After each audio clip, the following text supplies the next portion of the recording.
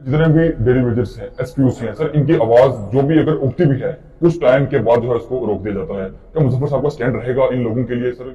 मंजाकोट के अंदर degree college भी नहीं है, फायर इमरजेंसी सर्विस भी नहीं है, हॉस्पिटल को अपग्रेड भी करना है और साथ साथ मुंसिफ कोर्ट भी जो है मंजा एक्सक्लूसिव बातचीत करने के लिए फार्मर जज न्यू मेरा थना मंडी कॉन्स्टिट्यूंसी के ब्रदर एडवोकेट मजहर अली खान साहब हैं। सर सबसे बड़ा टाइम देने का शुक्रिया। बहुत बहुत शुक्रिया आपको भाई आपका। सर लोगों ने आपके ऊपर भरोसा किया है, बहुत ही तादाद में जो है आपकी जीत हुई है, लोग जो है किस तरीके की उम्मीद रखें आपके ऊपर इन फ्यूचर? आगे भाई लोगों ने जात बरादरी से उठकर हमें वोट दिए हैं इंशाल्लाह। वो ये जो जात बरादरी जो ये इलाकाइज्म था इस इलेक्शन में वो सारा सिस्टम खत्म हुआ है जी। आप देखेंगे हर इलाके से जो है मुजफ्फर साहब को वोट मिले हैं, हर बरादरी से वोट मिले हैं, क्या पहाड़ी, क्या गुज्जर, क्या हिंदू, क्या मुसलमान, सब लोगों ने अपनी जात बरादरी अपने मजहब से अपने इलाके से उठकर वोट दिए जय साहब जी।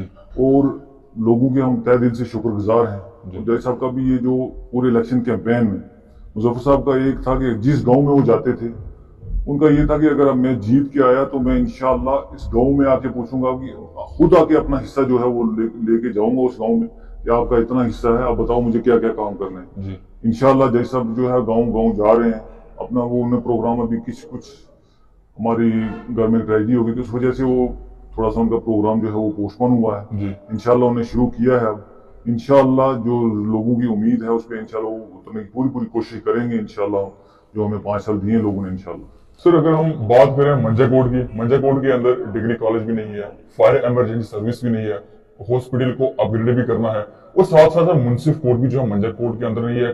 कितनी ही उम्मीद रखें लोग आपके ऊपर, जो 5 साल लोगों ने आपके ऊपर भरोसा किया है सर, बहुत ही ज्यादा जरूरत है मंजाकोट के अंदर डिग्री कॉलेज की। और भाई मैं आपको बताऊं जो डिग्री कॉलेज की जब यहाँ से डिमांड मंजाकोट से उठी थी मुजफ्फर साहब ने तब जो है वो उठाने वाले पहले शख्स थे और उन्होंने अपनी हर स्पीच में ये कहा कि मंजाकोट की जिन जिन सर्विसेज का आपने नाम लिया है, डिग्री कॉलेज हो गया, फायर एंड इमरजेंसी सर्विसेज हो गया, मुंसिफ कोर्ट हो गया, मुजफ्फर साहब की ये प्रायोरिटी है मंजाकोट ब्लॉक की।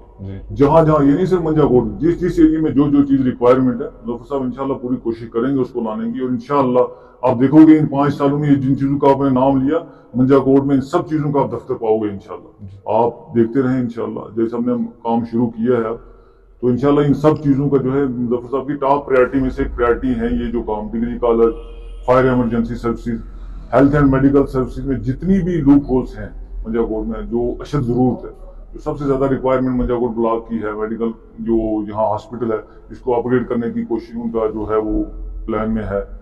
प्लस ये है कि जो हेल्थ सर्विसेज हैं मंजाकोट में इनको थोड़ा अपग्रेड किया जाए ताकि जो है एक गरीब आदमी को सफर ना करना पड़े, यहाँ से जम्मू भागना पड़ता है। बहुत सारी सर्विसेज जो है वो मंजाकोट में आपको हॉस्पिटल में नहीं मिलेंगी, इसके लिए आपको रजौरी जाना पड़ेगा, रजौरी से फिर जम्मू जाना पड़ेगा। तो उनकी कोशिश है कि जो हमें सर्विसेज जम्मू में मिल रही हैं वही हमें मंजाकोट में भी मिले। उनकी पूरी कोशिश है, उनकी प्रायोरिटी है ये आम बंदे की जो खिदमत करना उनकी टॉप प्रायोरिटी है।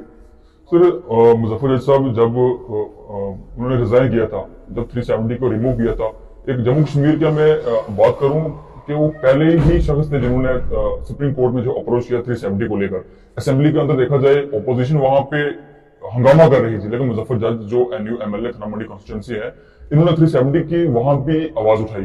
क्या इसके बाद भी जो है फिर से वो सुप्रीम कोर्ट में अप्रोच करेंगे? बिल्कुल, उन्होंने असेंबली में ऑन फ्लोर ये बात कही है कि अगर मुझे दोबारा जाने की पड़ी, सुप्रीम कोर्ट में रिव्यू हुआ है, रिव्यू पिटीशन भी डिसमिस हो गई है, अब जो है वो मसला स्टेटहुड का है, उसके लिए जैसे हमने ऑन फ्लोर ये कहा है कि अगर मुझे जरूरत पड़ी तो मैं दोबारा सुप्रीम कोर्ट जाऊंगा। आप उनको कवर करते रहे, इवन जब यहाँ पे वो 370 को हटाया गया तब लोगों को कमरे के अंदर बंद कर दिया, आपने भी तब कुछ कवरेज उनकी की थी।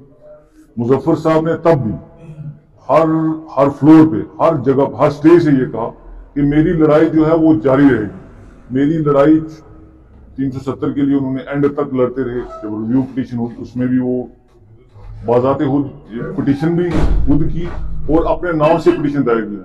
370 की जो पिटीशन थी वो मुजफ्फर इकबाल खान के नाम से थी, उसमें वो खुद वकील थे। फिर बाद में उन्होंने एक सीनियर वकील इंगेज किया, सीनियर वकील सब सुप्रीम कोर्ट से इंगेज करके एंड तक लड़ी है। इसी तरह अब उनका मसला स्टेटहुड का है।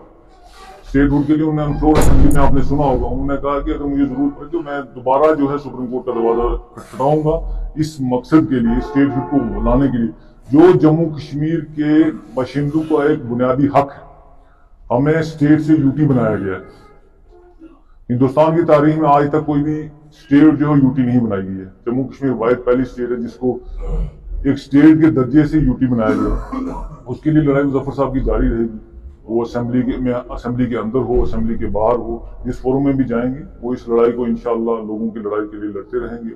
آپ کو پتہ ہی ہے، آپ نے تو ان کو پراپر کور کیا ہے. ہر اسٹیج پہ انہوں نے یہ کہا کہ میری لڑائی جو ہے یہ جاری رہے گی. اس لڑائی میں نہ وہ ہچکچائیں گے نہ پیچھے ہٹیں گے. سر ایک آخری سوال میں آپ سے پوچھنا چاہوں گا، سر جتنے بھی ڈیلی ویجرس ہیں، ایس پی اوز ہیں، سر ان کی آواز جو بھی اگر اٹھتی بھی ہے کچھ ٹائم کے بعد جو ہے اس کو روک دیا جاتا ہے. کیا مظفر صاحب کا سٹینڈ رہے گا ان لوگوں کے لیے؟ سر آپ کو خود پتا ہے کس طریقے کی بے روزگاری جو ہے جموں کشمیر کے اندر، ساتھ میں صرف ڈسٹرکٹ ریلی کی بات کروں گا، یوتھ جو ہماری ہے کس طرف سے نشے کی طرف جا رہی ہے. سر اس کس طریقے کی جو ہے ان کی پریورٹی رہے گی اس چیز پہ؟ آپ آنے والے وقت میں دیکھیں گے انشاءاللہ مظفر صاحب کی یہ جو اسمبلی میں جو ایجنڈاز ہوتے ہیں ان میں سے ٹاپ ایجنڈاز میں سے ایک ایجنڈا ڈیلی ویجز، NYCs، ریبرے کھیل کی جو ایشوز ہیں، جو نوجوانوں کے جتنے بھی ایشو ہیں. ایک نوجوان 7-8 سال سروس کرتا ہے، اسی وجہ سے مجھے ریگولرائز کیا جائے گا. 7-8 سال کے بعد اس کو باہر نکال دیا جاتا ہے. یہ جو ہے یہ ایک ہراسمنٹ ہے. ایک جو ہے وہ ان کی جو آپ کہتے ہیں کہ ہراسمنٹ ہے نوجوانوں کی جو یوتھ ہے.